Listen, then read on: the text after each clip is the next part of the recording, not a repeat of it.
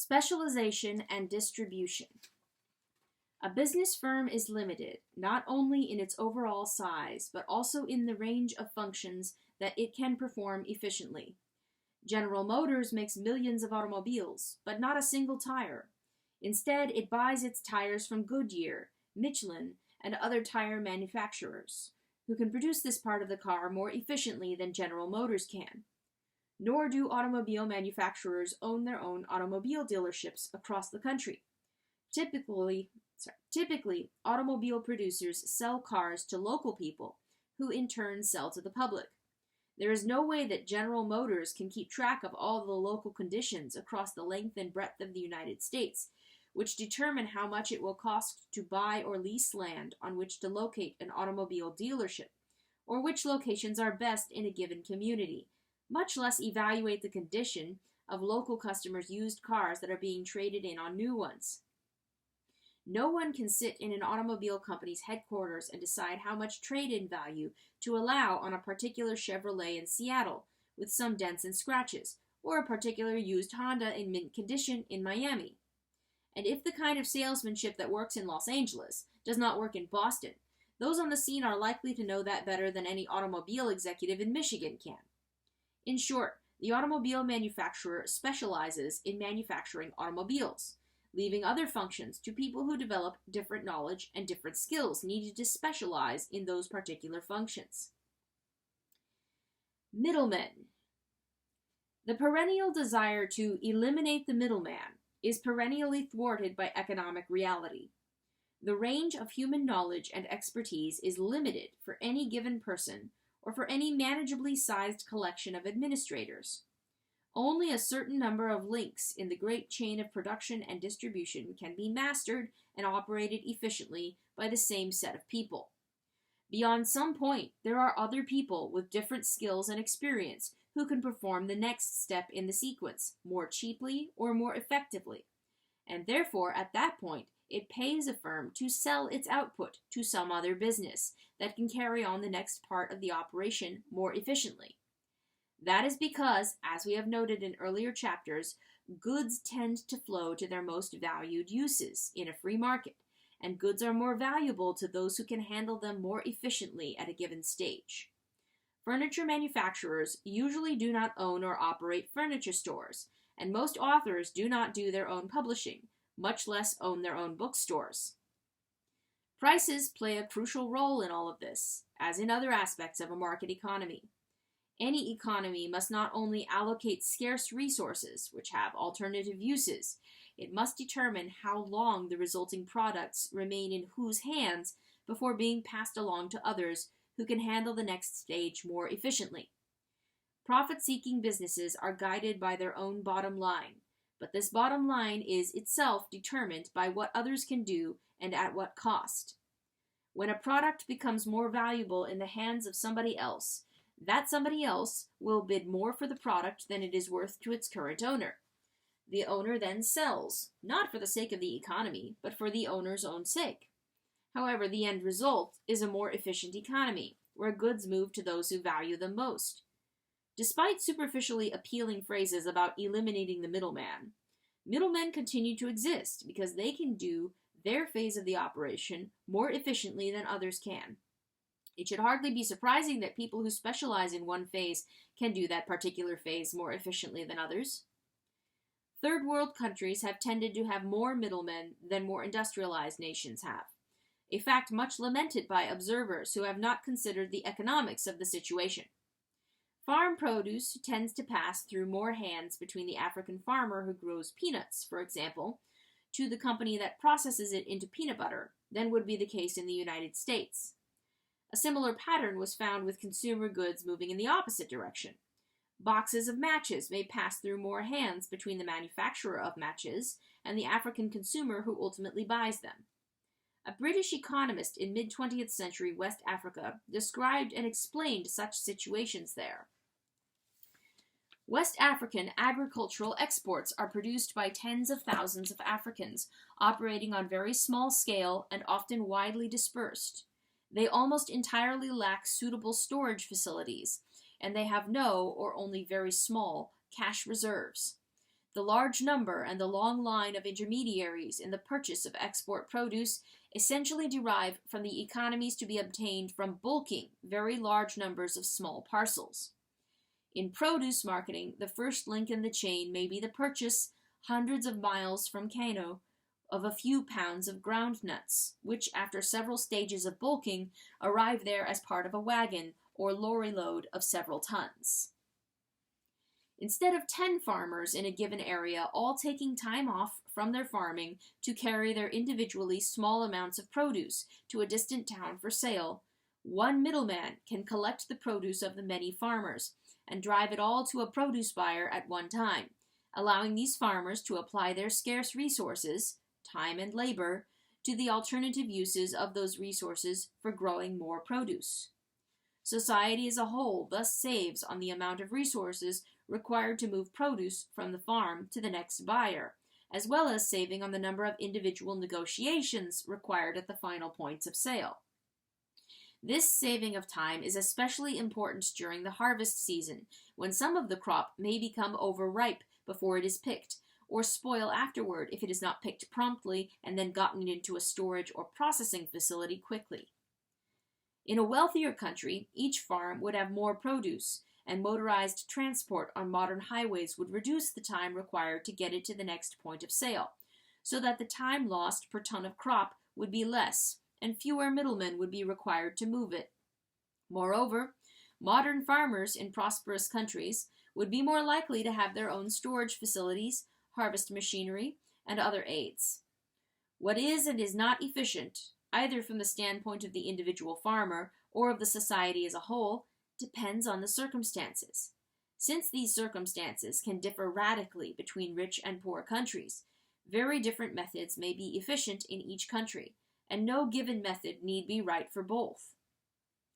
For similar reasons, there are often more intermediaries between the industrial manufacturer and the ultimate consumer in poor countries. However, the profits earned by each of these intermediaries is not just so much waste, as often assumed by third-party observers, especially observers from a different society.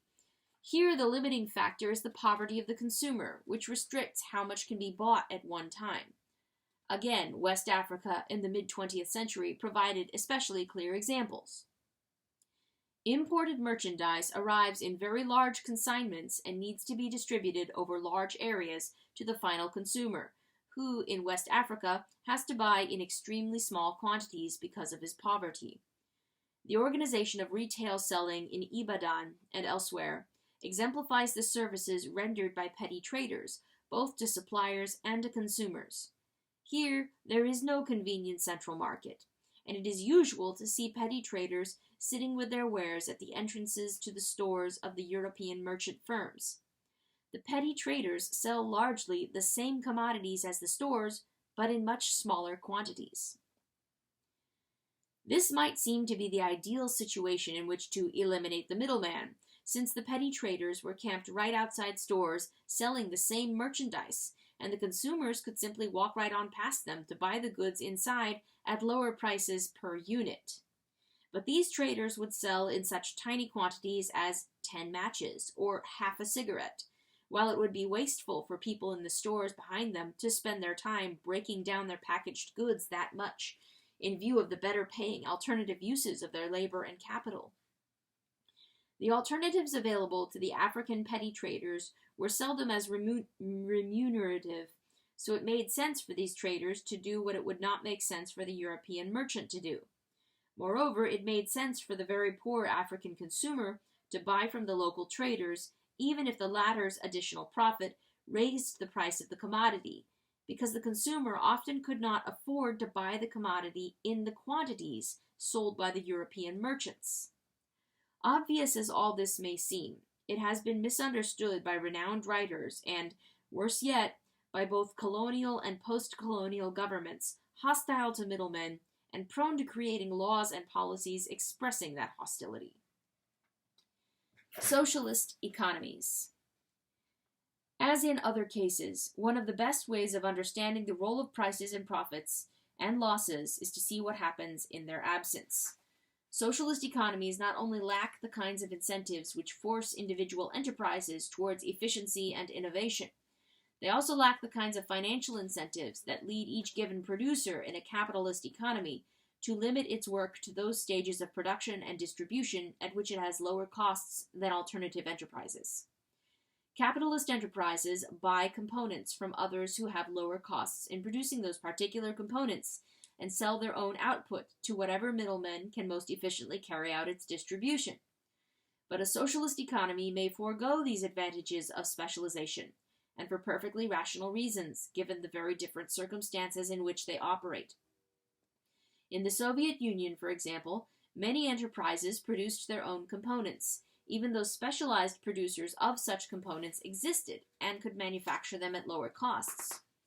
Two Soviet economists estimated that the costs of components needed for a machine-building enterprise in the USSR were 2 to 3 times as great as the costs of producing those same components in specialized enterprises. But why would cost matter to the individual enterprise making these decisions in a system where profits and losses were not decisive?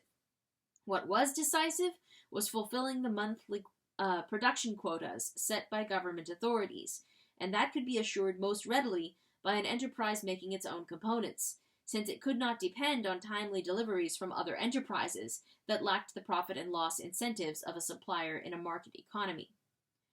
This was not peculiar to machine-building enterprises. According to the same Soviet economists, the idea of self-sufficiency in supply penetrates all the tiers of the economic administrative system, from top to bottom. Just over half the bricks in the USSR were produced by enterprises that were not set up for that purpose, but which made their own bricks in order to build whatever needed building to house their main economic activity. That was because these Soviet enterprises could not rely on deliveries from the Ministry of the Industry of Construction Materials, which had no financial incentives to be reliable in delivering bricks on time or of the quality required. For similar reasons, far more Soviet enterprises were producing machine tools than were specifically set up to do. Meanwhile, specialized plants set up for that purpose worked below their capacity, which is to say at higher production costs per unit than if their overhead had been spread out over more units of output, because so many other enterprises were producing these machine tools for themselves. Capitalist producers of brick or machine tools have no choice but to produce what is wanted by the customer, and to be reliable in delivering it, if they intend to keep those customers in competition with other producers of brick or machine tools. That, however, is not the case when there is one nationwide monopoly of a particular product under government control, as was the situation in the Soviet Union. In China's economy as well, when it was government planned for decades after the communists took over in 1949, many enterprises supplied their own transportation for the goods they produced, unlike most companies in the United States that pay trucking firms or rail or air freight carriers to transport their products. As the Far Eastern Economic Review put it, through decades of state-planned development, nearly all big Chinese firms transported their own goods, however inefficiently. Although theoretically, firms specializing in transportation might operate more efficiently, the absence of financial incentives for a government monopoly enterprise to satisfy their customers made specialized transport enterprises too unreliable, both as to times of delivery and as to the care, or lack of care, when handling goods in transit. A company manufacturing television sets in China might not be as efficient in transporting those sets as a specialized transport enterprise would be, but at least they were less likely to damage their own TV sets by handling them roughly in transit. One of the other side effects of unreliable deliveries has been that Chinese firms have had to keep more goods in inventory, foregoing the advantages of just-in-time delivery practices in Japan, which reduced the Japanese firms' costs of maintaining inventories. Dell Computers in the United States likewise operates with very small inventories relative to their sales, but this is possible only because there are shipping firms like Federal Express or UPS that Dell can rely on to get components to them and computers to their customers quickly and safely.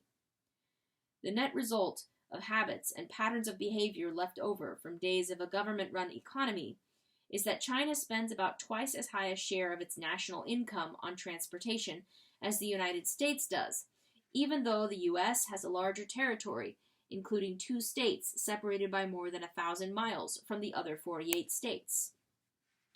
Contrasts in the size and therefore costs of inventories can be extreme from one country to another.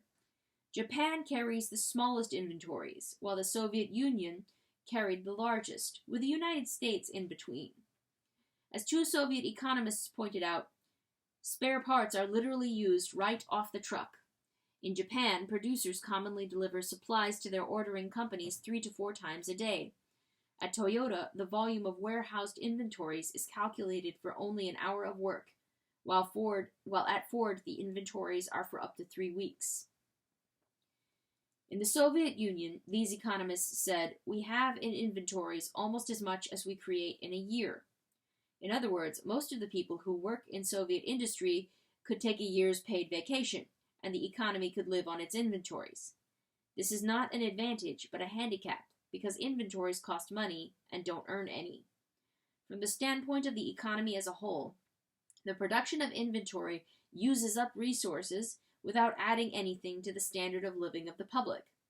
As the Soviet economists put it, our economy is always burdened by the heavy weight of inventories, much heavier than those that weigh on a capitalist economy during the most destructive recessions.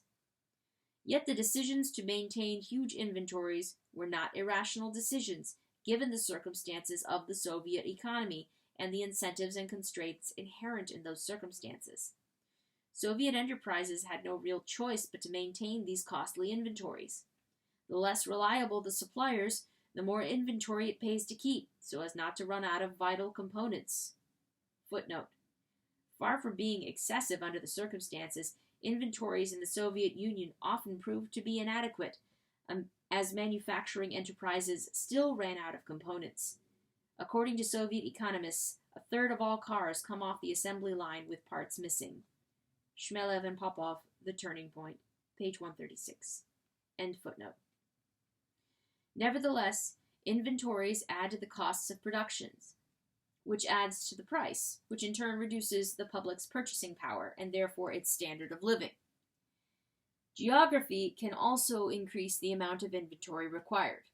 As a result of severe geographical handicaps that limit transportation in parts of sub-Saharan Africa, footnote, see my Conquests and Cultures, pages 101 to 108, end footnote, large inventories of both agricultural produce and industrial output have had to be maintained there because regions heavily dependent on rivers and streams for transportation can be cut off if those rivers and streams fall too low to be navigable because the rainy season is either delayed or ends prematurely.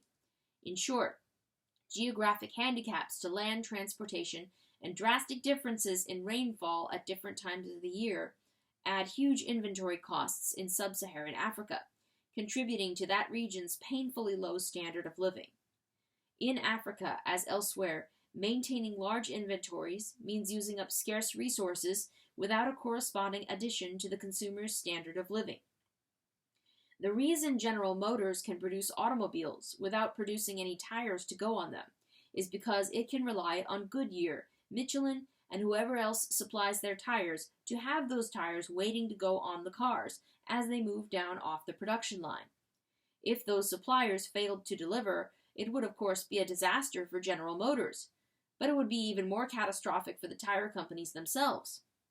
To leave General Motors high and dry with no tires to go on its Cadillacs or Chevrolets would be financially suicidal for a tire company, since it would lose a customer for millions of tires each year, quite aside from the billions of dollars in damages from lawsuits over breach of contract.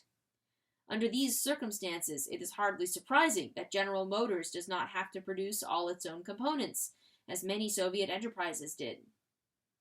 Absurd as it might seem to imagine Cadillacs rolling off the assembly lines and finding no tires to go on them, back in the days of the Soviet Union, one of that country's own high officials complained that hundreds of thousands of motor vehicles stand idle without tires. The fact that complex coordination takes place so seemingly automatically in one economic system that people hardly even think about it does not mean that coordination will be similarly automatic in another economic system operating on different principles. Footnote. This is not to say that there are never component suppliers who fail to deliver in a market economy. Planes costing hundreds of millions of dollars can sit idle after being built, waiting for a cooking galley, a toilet, or some other component to arrive from another company before it can be sold. As one Boeing official put it, you have a huge asset that's not moving, waiting on a galley. An Airbus executive said, the issue can even escalate to the point that I have to go and ask, what the hell's going on? Such a question from a company that is buying millions of dollars worth of a component supplier's output is more than an exercise in rhetoric. In short, human beings have the same shortcomings in all economic systems, but the difference is in the pressures that can be brought to bear to force corrections. End footnote. Ironically, it is precisely where there is no one controlling the whole economy that it is automatically coordinated by price movements, while in deliberately planned economies, a similar level of coordination has repeatedly turned out to be virtually impossible to achieve. Reliability is an inherent accompaniment of the physical product when keeping customers is a matter of economic life and death under capitalism, whether at the manufacturing level or the retail level. Back in the early 1930s, when refrigerators were just beginning to become widely used in the United States, there were many technological and production problems with the first mass-produced refrigerators sold by Sears. The company had no choice but to honor its money-back guarantee by taking back 30,000 refrigerators, at a time when Sears could ill afford to do so, in the depths of the Great Depression, when businesses were as short of money as their customers were. This situation put enormous financial pressure on Sears to either stop selling refrigerators, which is what some of its executives and many of its store managers wanted, or else greatly improve their reliability. What they eventually did was improve the reliability of their refrigerators, thereby becoming one of the leading sellers of refrigerators in the country.